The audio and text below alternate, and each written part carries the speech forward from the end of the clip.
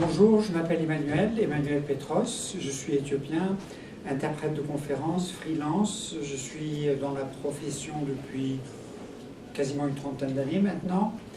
Je suis membre de l'AIC depuis plus de 25 ans. Et je vous avoue que je suis devenu interprète un peu par hasard. Je suis arrivé dans la profession assez tard dans ma vie. À l'époque, avant d'être interprète, j'étais enseignant. J'étais enseignant à l'université de Lund, en Suède. Et je m'ennuyais un peu, je l'avoue, à l'université. Et lors d'un petit déjeuner avec mon épouse, elle m'a dit « Écoute, si tu t'embêtes tellement à l'université, pourquoi ne pas faire interprète, puisqu'après tout, tu parles plusieurs langues ?» Je lui ai dit « Ah tiens, ça c'est pas mal comme idée. » Et de fil en aiguille, j'ai présenté le concours à l'école d'interprète de Genève et j'ai été admis à ma grande surprise. J'ai fait mes études et puis voilà, je suis, après le diplôme, resté à Genève pendant 5 ans où j'ai entamé ma carrière.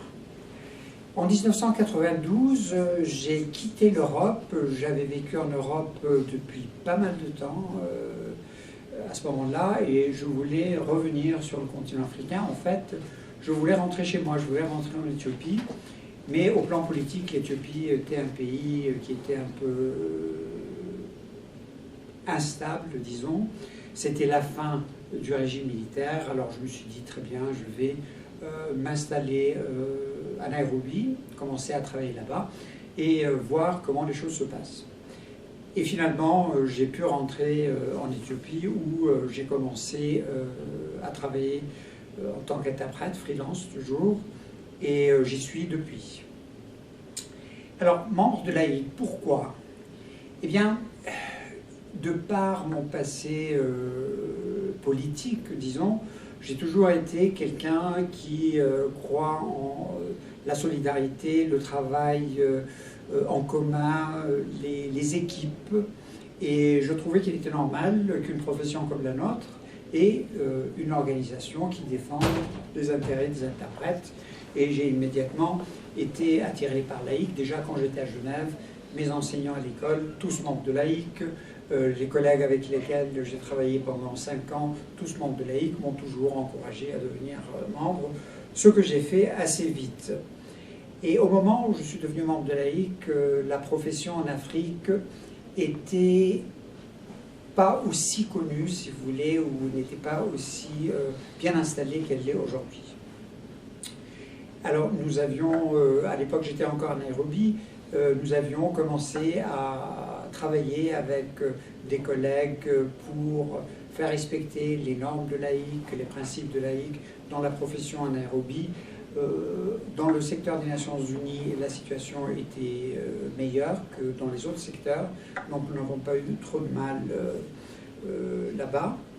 Mais ensuite, quand je suis arrivé à Addis Abeba en Éthiopie, la situation était légèrement différente parce que nous n'étions pas très nombreux d'interprètes pour commencer, et il y avait des habitudes sur les marchés africains non Nations Unies. Il y avait des habitudes qui n'étaient pas toujours les meilleures pour les interprètes, donc on a dû commencer à travailler là-dessus pour imposer des conditions de travail décentes, des conditions de rémunération acceptables.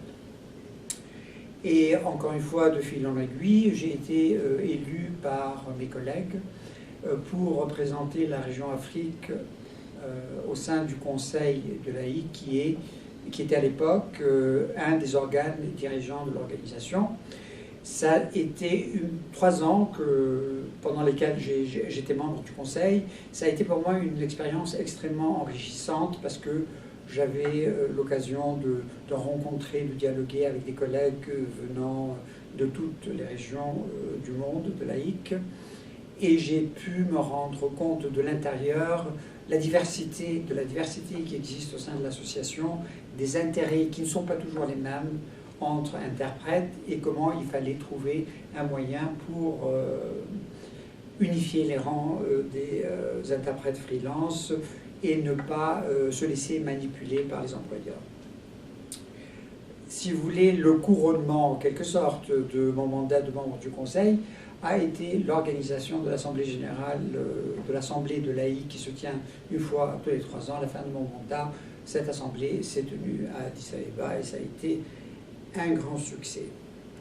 La dernière chose que j'ai faite récemment au sein de l'organisation, au sein de l'association, c'est avec d'autres collègues, j'ai été membre d'une équipe qui a négocié le renouvellement de l'accord que l'association a avec l'Organisation des Nations Unies. Cette négociation a été difficile, elle a été longue. À l'heure actuelle, vous avez dû le voir dans les journaux, les Nations Unies traversent une crise financière très difficile. Et bien entendu, dans ces conditions-là, ils ne voulaient pas faire de concessions, ils ne voulaient pas tenir compte de nos conditions de notre travail, des acquis que nous avions avec les accords précédents. Mais finalement, nous avons réussi à cette négociation et nous avons aujourd'hui un accord qui est un accord evergreen, comme on dit en anglais, c'est-à-dire un accord qui reste valable tant qu'une des deux parties ne remet pas en cause. Et je considère pour ma part, je crois qu'il y a quelques collègues qui seront d'accord avec moi pour dire que c'est l'un des meilleurs accords que nous avons pu négocier avec le système des Nations Unies. Alors, demain, pour conclure, écoutez, moi je crois que le marché de l'interprétation en Afrique est un marché qui est appelé à se développer très rapidement. Pour l'instant, les langues qui sont utilisées en conférence en Afrique, les organisations et les organisations qui organisent des réunions en Afrique utilisent les langues que nous avons héritées, c'est-à-dire le français, l'anglais, le portugais, l'arabe pour l'Afrique. Mais je crois que petit à petit, on va se retrouver dans une situation où les langues locales, les langues nationales africaines vont continuer à se développer, à être présentes sur la scène internationale et bien sûr sur la scène africaine. Ça, c'est une première chose. Une deuxième chose, je crois que le marché africain de l'interprétation a des potentialités immenses. Le métier d'interprète de conférence en Afrique est quelque chose de relativement récent, même si ça remonte aux années 70. Et ça commence maintenant à prendre l'ampleur que nous avons connue en Europe, que l'on connaît aux Amériques, etc.